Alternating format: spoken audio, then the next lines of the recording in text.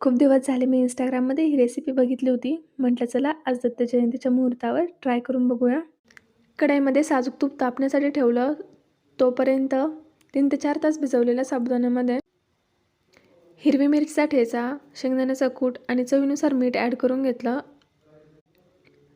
आणि उकडलेला बटाटा एक किसून घेतला. कच्चा बटाटा पण किसून घेऊ शकतो आपण यामध्ये. छान मिश्रण सगळं एकजीव करून घ्यायचं आणि मीडियम फ्लेमवर आपल्याला हे छोट्या-छोट्या शेपमध्ये तळून घ्यायचे, छान क्रिस्पी गोल्डन ब्राऊन होईपर्यंत. आणि खरंच खूप छान क्रिस्पी झाले होते. मी तर फर्स्ट टाईम ट्राय केले आणि नंतर पण ट्राय करेल.